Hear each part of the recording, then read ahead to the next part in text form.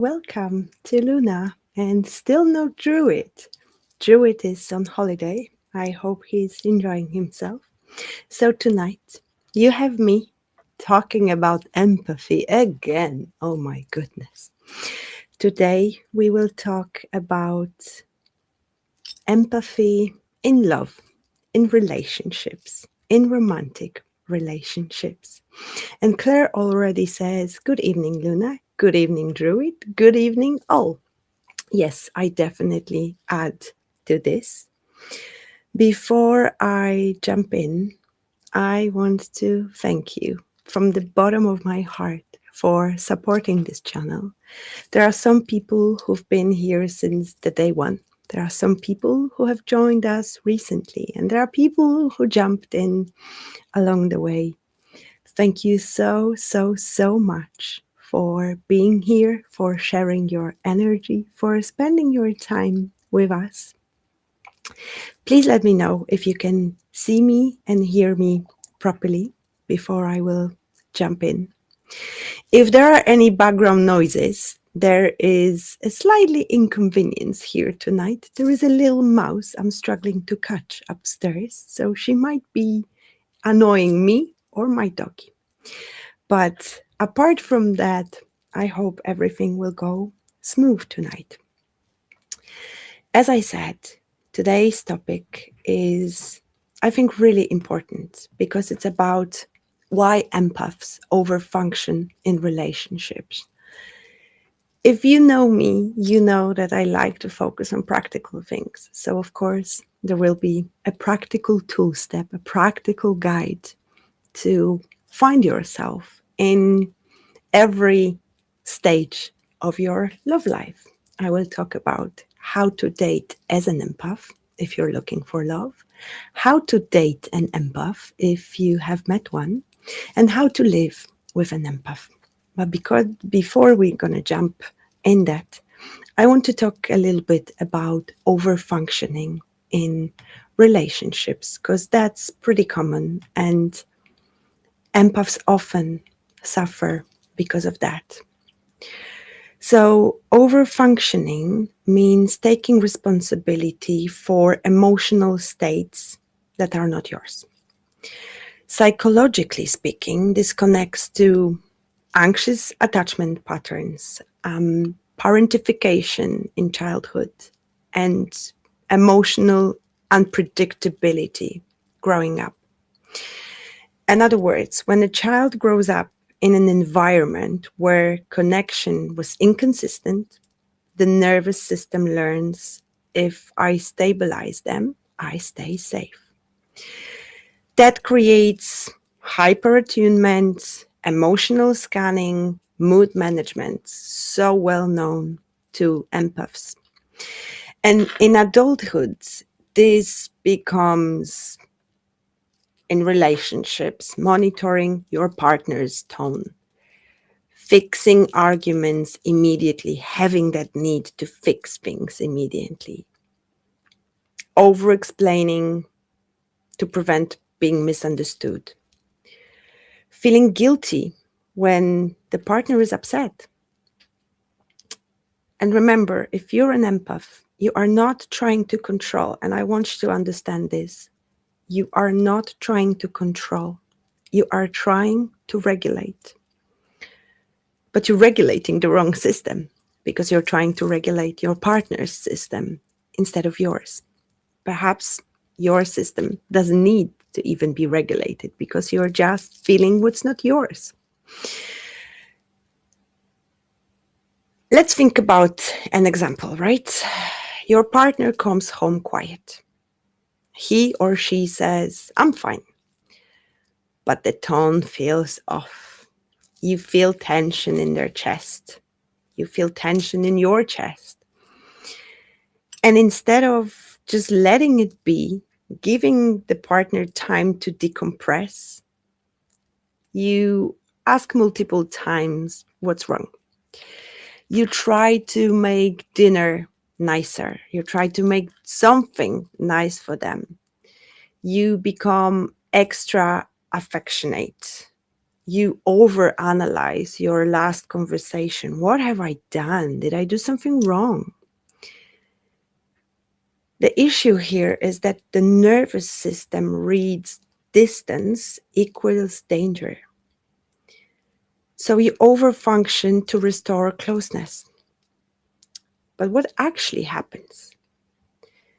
Well, the partner may feel pressured. You feel exhausted, and then attraction drops because overfunctioning removes equality. It changes the dynamic, it changes the balance within relationship. Because usually over functioning is rooted in early conditioning. And there are major development patterns which contribute to it. And here we will talk about attachment theory a little bit, about anxious attachment and avoidant attachment, which are the most common within empaths. So attachment theory explains how our early caregivers and relationships we develop with our early caregivers shape our adult relationship patterns. There are four main attachment styles. The secure attachment, where caregivers were consistent and responsive. Adult pattern looks like being comfortable with intimacy and independence. And the core belief is I'm safe. Relationships are safe in general. There is the anxious attachment, where caregivers were inconsistent, sometimes emotionally unavailable, sometimes available. It's that in and out pattern. Within adults' life, the person with that anxious attachment will be hyper focused on closeness. And the core belief is usually I have to work for love. So this is where most overfunctioning empaths land. Because if a connection felt unstable growing up, your nervous system learned to monitor the emotional, let's call it climate, to stay connected. So in adult relationship, distance feels like danger. Conflict feels like threatening. Withdrawal feels sometimes even catastrophic. And empaths don't overfunction because they're weak. They overfunction because their nervous system misjudges stability with survival. Another aspect is parentification in childhood. And what does it mean? It happens when a child takes on emotional or practical roles that belong to the adult.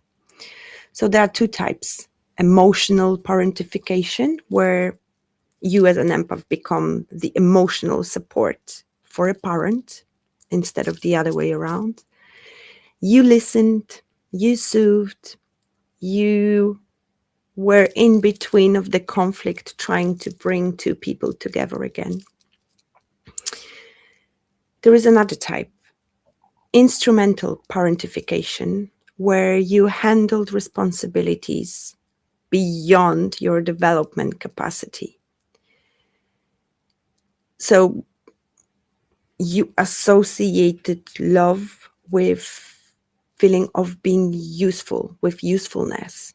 You felt valued when you were needed. And this in adulthood life becomes a belief that I am important when I am helping. I am lovable when I am stabilizing others. So when your parents struggled, you were developing that identity, which in adulthood life, when your partner right now struggles, that identity activates as well. You step in automatically, and not because you're asked, because your nervous system learned this is how I stay connected. Another important aspect of this is emotional unpredictability growing up. And I talked about it before a little bit. If caregivers were emotionally violate, depressed, angry, withdrawn, or inconsistent, your brain developed hyper attunement. And the hyper attunement means you became highly skilled at reading the tone, facial expression, micro shifts. Neurobiologically, this strengthens activities in areas within the brain related to emotional detection, like amygdala, the insula, those parts of the brain. And the system becomes excellent in scanning. And in adulthood life, within relationships, it can come up as over analyzing texts, messages, feeling when the tone shifts, trying to regulate the room. It may feel like intuition, but often it's actually survival intelligence. Another important aspect I briefly want to talk about here is the attachment pairing dynamic. Because now where it gets powerful, empaths with anxious attachment are often drawn to avoidant partners. So let's define the avoidant attachment. Avoidant attachment, again, caregivers discouraged emotional expression. So child learned that self-reliance. Reliance. In other words, the child couldn't express their emotions because they were, for example, not welcomed. So the child had to learn how to soothe themselves. Adult pattern values independence over intimacy. Independence feels safer over intimacy. Core belief is I don't need others. Avoidance, deactivate under stress. Anxious, activates when the partner is withdrawing. So when the avoidant pulls back, the anxious empath move forwards immediately. They pursue. The other one creates distance. You overfunction and your partner underfunctions. This dynamic creates a regulation imbalance. One partner carries emotional labor, let's call it like this, and the other one withdraws from it. And attraction gets tied to activation of that nervous system, of that pattern. What is really important here to be said is that at the core, overfunctioning is driven by one belief. If they are okay, I am safe. That belief comes again from the childhood environments where safety depended on someone else's mood. You learned to stabilize externally instead of regulating internally. Let's say your partner comes from work, they're quiet after work, right? Secure response would look like they've had a long day. Anxious over functioning response will look like, did I do something wrong?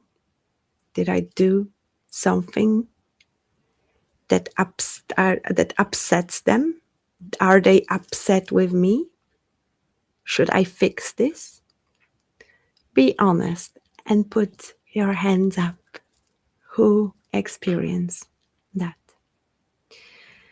And when that happens, you start talking more, being extra nice, asking repeatedly, checking in, adjusting yourself. And I want you to understand that what happens there is your nervous system is trying to prevent disconnection.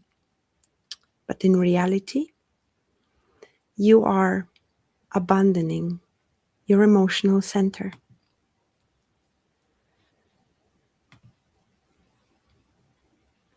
So, how to shift from overfunctioning to I always struggle with this word, differentiation. In psychology, the opposite of overfunctioning is differentiation. And that means I can stay connected to you without merging with you. Yes, empaths, my dear empaths, that's possible.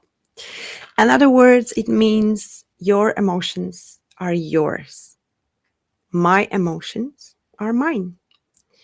We can influence each other, but we do not absorb each other's emotions. This is a mature attachment, and it can be learned. Overfunctioning is not a personality trait. It's a nervous system adaptation. And what was once adaptive may no longer be necessary. You are not responsible for regulating another capable adult. You, my dear empath, are responsible for regulating yourself. And this is where secure love begins. So let's go deeper within this emotional responsibility. And let's give it here a clear definition. In psychology, emotional responsibility means each adult is responsible for regulating their own emotional state. Support is shared. Regulation is individual. And empaths blur this line. Empaths believe that if they are upset, if the partner is upset, me as an empath, I caused it. If the partner withdraws, I must repair it. If the partner is struggling, I must fix it. That belief is not empathy. This is fused identity.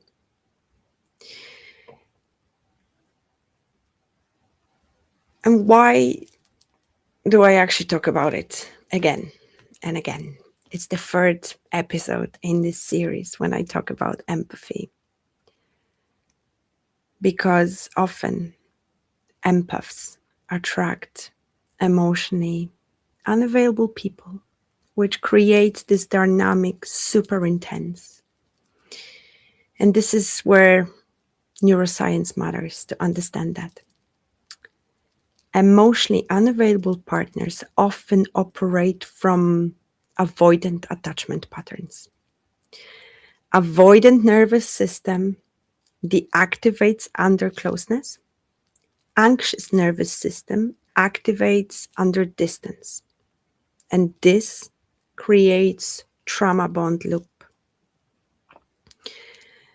This hot and cold behavior triggers causes dopamine spikes. The unpredictability activates the stress response. Stress hormones increase, but that also increases focus. Dopamine increases craving. Bear with me for a second.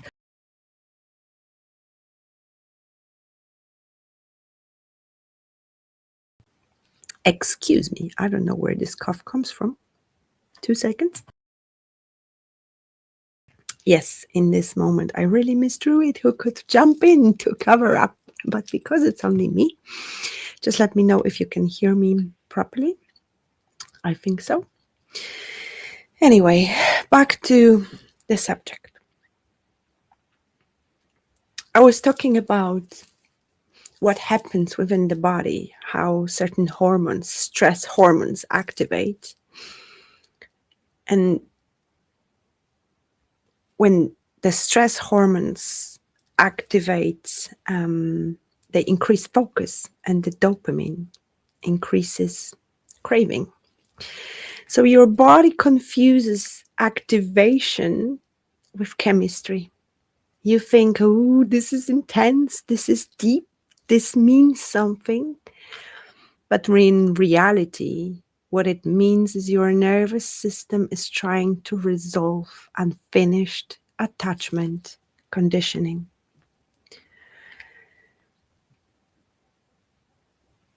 In psychology, there is something which is called the potential trap.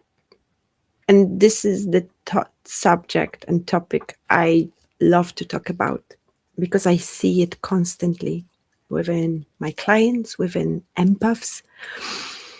I was definitely a victim of that trap as well. So you meet someone charming but inconsistent. They say, I've been just hurt before, trying to justify their cautiousness. I struggle with vulnerability. I am not great at communication. So you think, I understand them. I can be patient. They just need safety. Months later, you are initiating conversations, carrying emotional depth, waiting for consistency, which never comes. You're actually dating potential, and potential does not regulate your nervous system. Consistency does. So now I want to ask you something deeper. If you were an empath, which direction you lean towards in love? Do you overthink and try to solve problems logically? By problems, I mean relationship problems by using logic? Or do you hold space by observing too much? Do you shut down when standards aren't met? Or do you want depth but struggle with boundaries? If you are the one who overthinks, you are the analyzer. If you hold space but observe too much, you are the nurturer within the relationship. That's your role you took on. If you shut down when the standards aren't met, you are, let's call it a no BS transformer. And if you want depth but struggle with boundaries,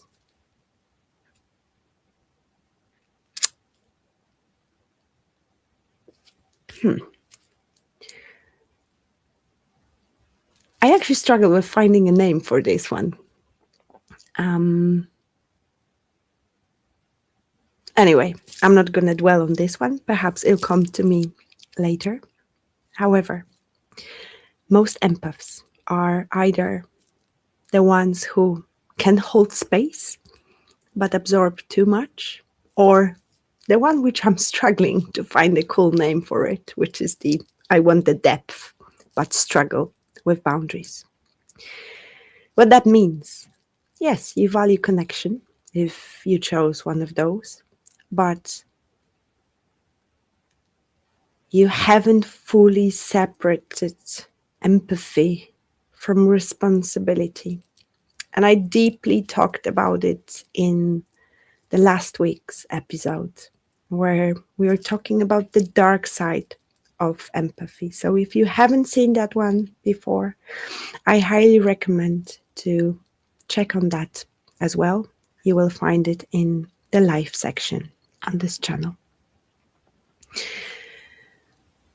I recently came across something which caught my attention.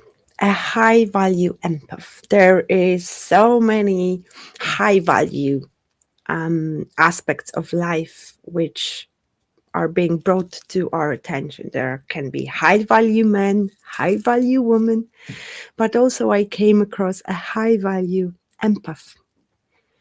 And this is interesting how we can shift that unregulated empathy into that high value empathy, because that's a bit different. Because this talks about I can stay connected without merging. I can stay connected to my partner without being triggered when they disconnect, when they withdraw. And this requires emotional commitment, boundary clarity, nervous system regulation, standards. Because I will keep talking and talking about it, that you are not here to unlock someone. You are here to be met. So let's talk about this shift, this practical shift, how to do it. And you will be surprised because it's so similar to a few tools I've already given you within episode number 1 and 2, last week and 2 weeks ago. The first step is when someone is upset, you ask yourself, is this mine? If not, you say internally, I can care without caring.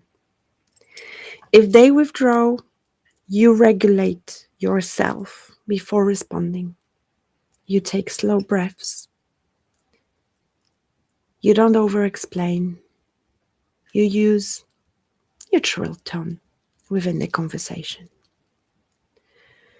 You don't explain your boundaries excessively, because over-explaining equals seeking approval.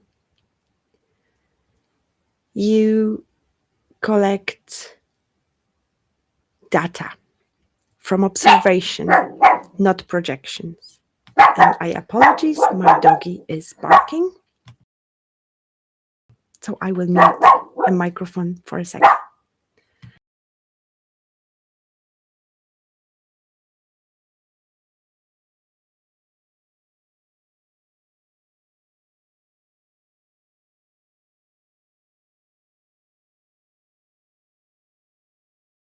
Yes, the producer is trying to make her entrance. Karma, please be quiet, doggy.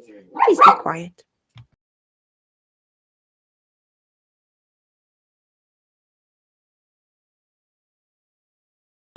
Apologies, dear friends, for noises in the background. Unfortunately, it is what it is. I've lost the track of my thoughts.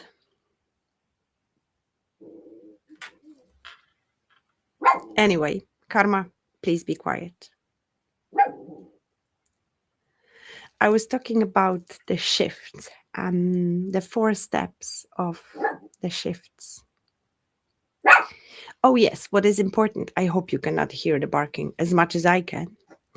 Um, what is important is Karma. Please be quiet. Karma, please. We don't want to hear doggies barking. Yes, it's hard for me to concentrate. Anyway, sorry, guys. It is what it is when you have a terrier. Get yourself a terrier. It'll be fun, they said. Well, definitely a lot of barking. Anyway, because I lost my track of thoughts, if I will remember, perhaps I will come back to it. Apologies for that. But let's talk about dating without losing ourselves then, without creating relationships, and how to thrive as an empath within relationships.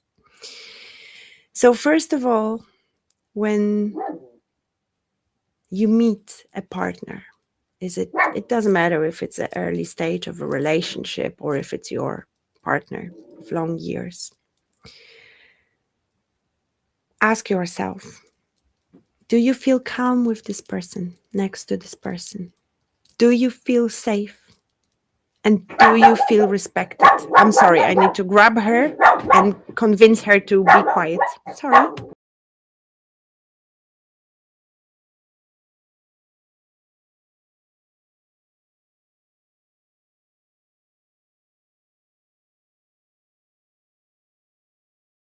Hello again. This is me and Karma, who decided that she will bark and bark. Anyway, it's not easy, but hey, let's keep continuing.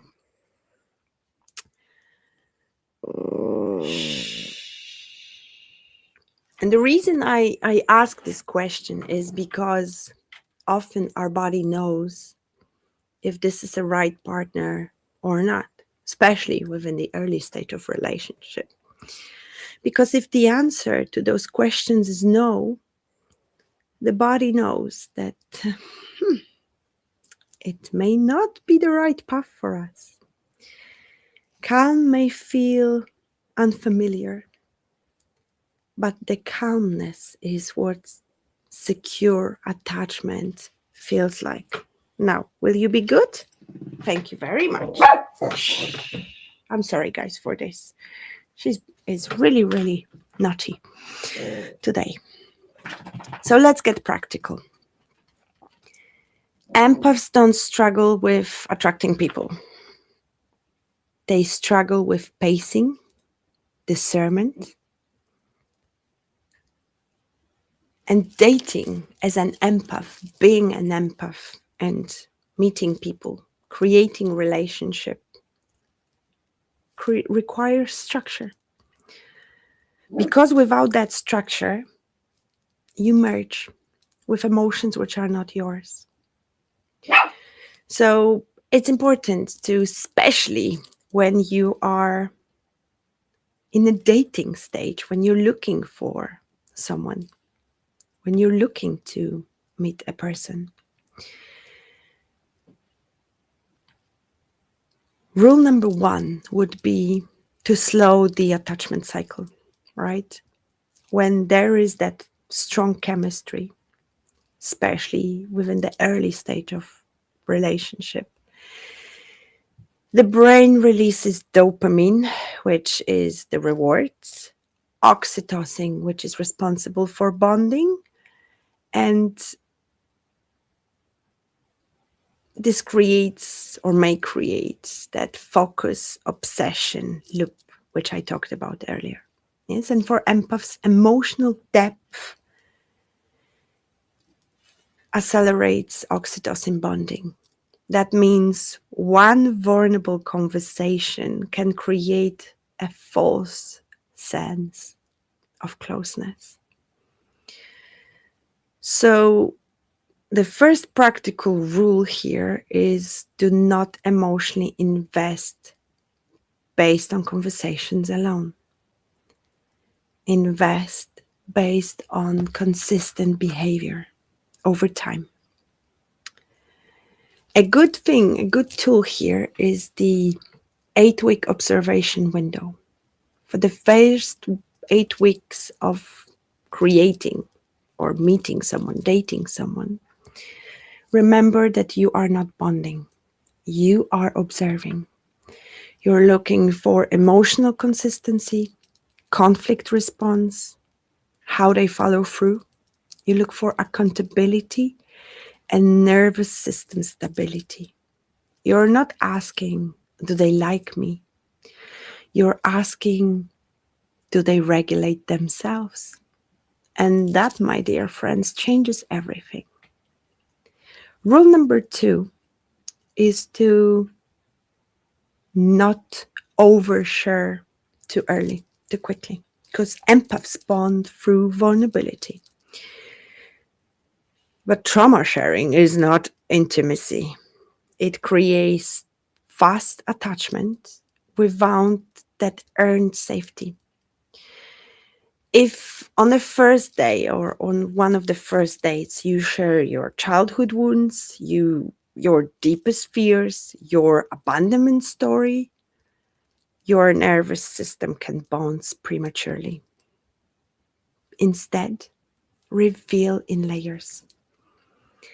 Let safety be built through experience, not confession. Rule number 3 would be to watch how they handle your no. And this is critical. Healthy patterns respond to boundaries with respect. Unavailable patterns respond with defensiveness, withdrawal, charm to bypass certain things, minimization to minimize certain aspects. So test small boundaries early. For example, I can't meet tonight. I need rest. And then watch if they respect it, if they guilt you, if they push or withdraw. And that response tells you everything about the future dynamics. If you feel calm, this is a green flag. Because empaths often are drawn, if not to say addicted, to intensity. But secure attachment feels calm. If someone feels steady, predictable, emotionally available, and you feel slightly bored, that's your nervous system detoxifying from chaos. So please do not confuse calm with lack of chemistry. In other words, if you don't feel the butterflies, it's actually a really good sign. Because calm is what safety feels like. And those famous butterflies within your stomach, it's actually your nervous system response, trying to warn you that, hey, this is too deep, too intense. Another rule, which I definitely encourage you to practice, is to stop managing attraction. If you notice that it's you who is initiating all emotional depth, that it's you who's carrying conversations, that it's you defining the relationship or you're explaining their behavior to yourself, pause. Because attraction should be a mutual effort. It should come from both ways, not just one. So if you have to generate the momentum, it's not balanced. Healthy relationships are co-created, not emotionally engineered. And yes, within relationships, it's important to be a team, and sometimes somebody has to give a little bit more because the other person doesn't have it. But it's about meeting halfway, meeting in the middle. Some of you here watching may actually not be empaths, but are watching this in order to learn something about empathy, to know how to exist within the relationship with an empath. So, in this part, I want to briefly talk about how to date an empath. And it's a, of course, practical guide as well. Because dating an empath is different from being in a long term partnership with one. And yes, I will talk about that as well in a second. In the dating phase, what matters the most is emotional clarity, pacing, and consistency. As I said before, empaths bond through emotional depth. So if you don't understand how this works, things may escalate too fast or collapse. So here's how to date an empath well. Rule number 1 is not to create artificial intensity.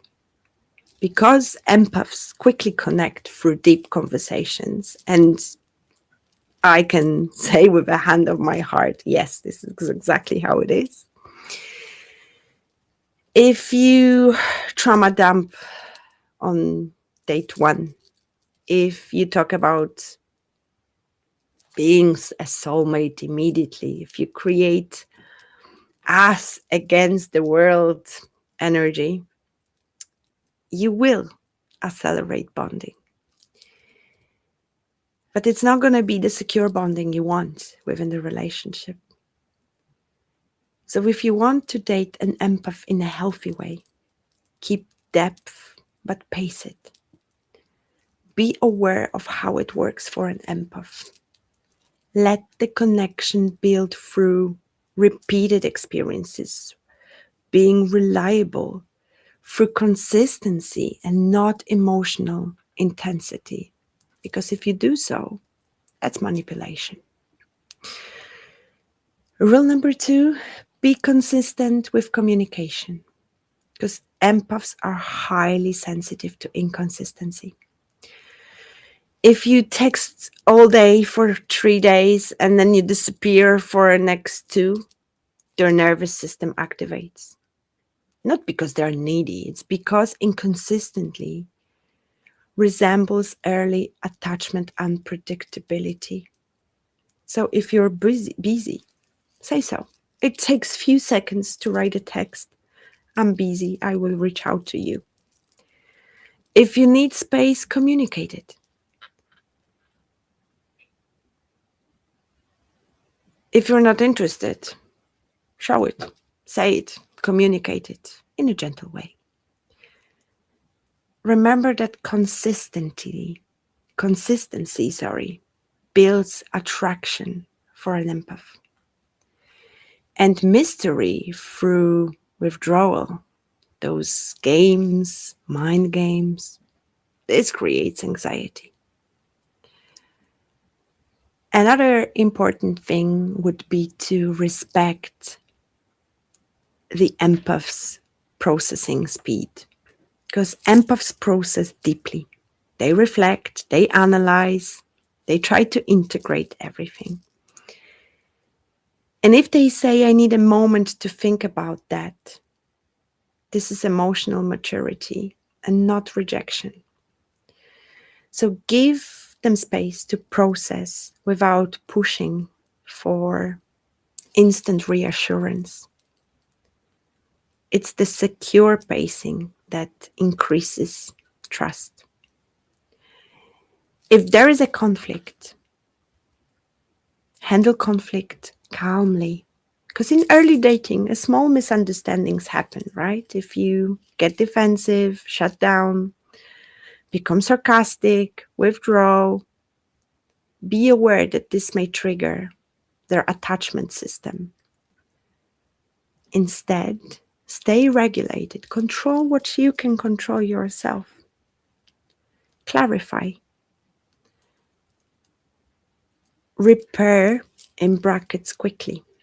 because empaths feel safest with partners who don't escalate emotionally. And calm confidence is extremely attractive to an empath. And I say this from my own example, of course. Another important thing would be to show emotions and to show emotional availability through behavior. Because empaths don't just listen to words. Empaths track alignment. If you say, I really like you, but can't still repeatedly avoid deeper conversation or keep emotional distance,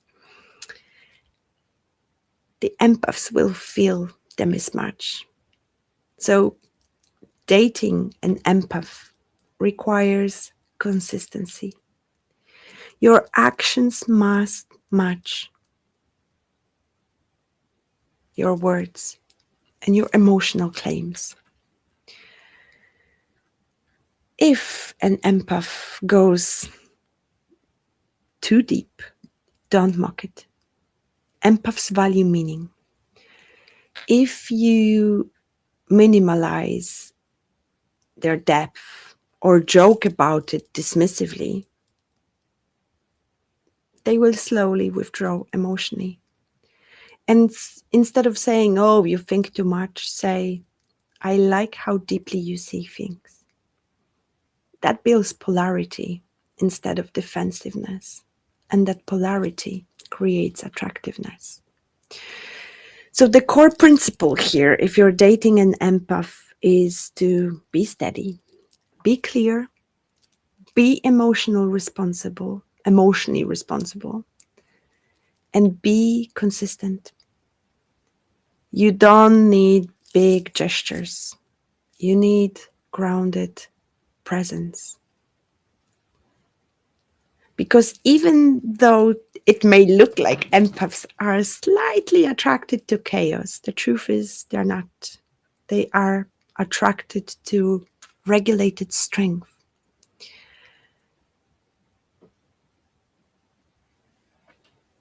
So if you want to date an empath successfully, don't perform intensity.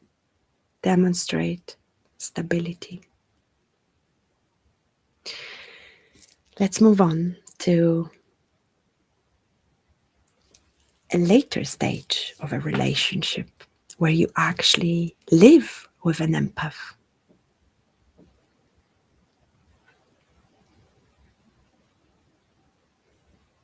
This is really important to understand what it looks like and how it feels to live with an empath, right? Remember that empaths notice micro shifts in your tone, feel emotional tension very quickly, they process deeply, they need authenticity, and they value emotional safety highly. But here's the key. Empaths are not fragile. Empaths are sensitive to disconnection, and that's the difference.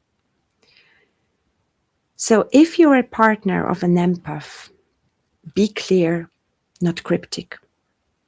Because empaths read the subtext. They read between the lines. If you say I'm fine when you're not, they will feel it.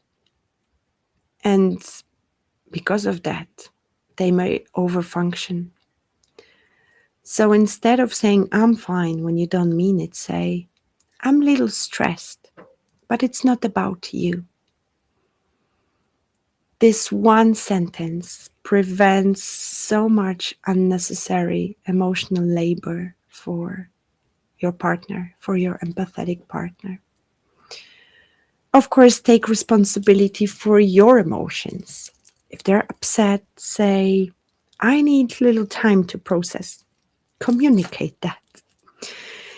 Do not expect an empath to regulate you, because empaths can support, but they should not carry things which don't belong to them.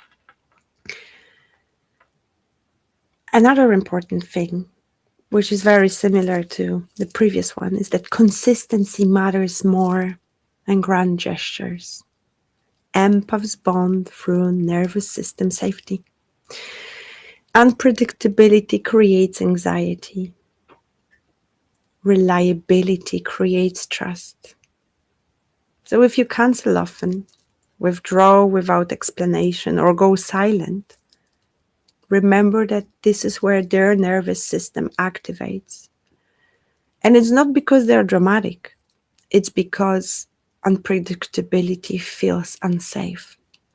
And by now, you should know what type of loop it causes and what kind of reaction it causes. If not, I encourage you to go back to episode number 1 and 2, where I talk about this deeply. Another thing, which is quite often, unfortunately, within the relationship dynamics with an empath, is that the other partner sometimes may weaponize their sensitivity. So never say, oh, you're too sensitive, you're overreacting, you're making this bigger than it is. Because trust me on that, empaths often already question their emotional validity, their emotional state. So minimizing deepens shame. So instead of you're too sensitive, say, I didn't realize that that impacted you.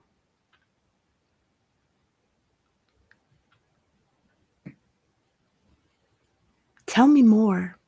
Explain. This builds connection.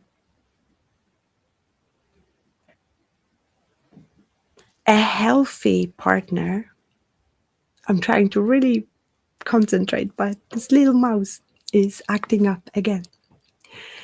A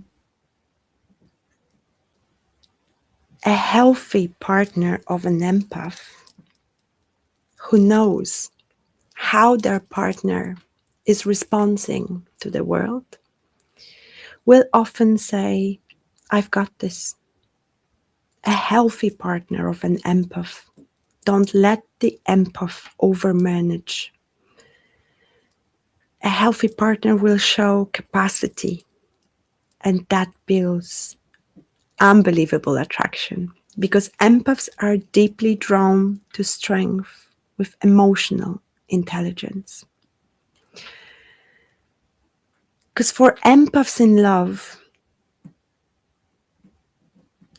remember that you are not meant to carry the emotional weight of the relationship. For partners of empaths, you are not meant to be emotionally parented.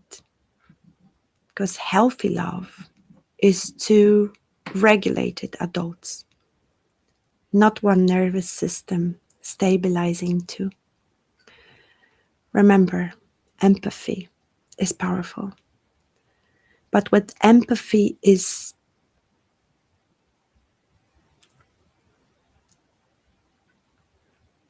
has boundaries, this is where it becomes really magnetic. When empathy is self-respecting, this becomes high value. And if you're an empath, please remember that you don't need to love less. You need to merge less. And that's the shift from overfunctioning to emotional sovereignty.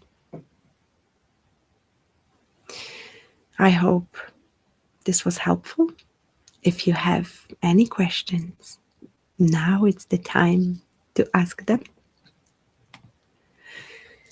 If not, I will say thank you for tonight. I hope you enjoyed this series. As far as I know, next week, Druid will be here with me again. I have no idea what we will talk about just yet, but we will figure it out. Because I don't see any questions, I will say good night and wish you beautiful, beautiful dreams. Thank you for being here. Thank you for the energy you bring. And as I said, I hope this was helpful. If you have any questions, feel free to leave a comment under this episode or just to contact me directly. Mine and Druid's email are available on the channel. So if you want to go deeper, if you have any questions, feel free to reach out and I will gladly answer. I wish you a beautiful, beautiful night and take care, my dear friends. See you next week. I love you. Bye bye.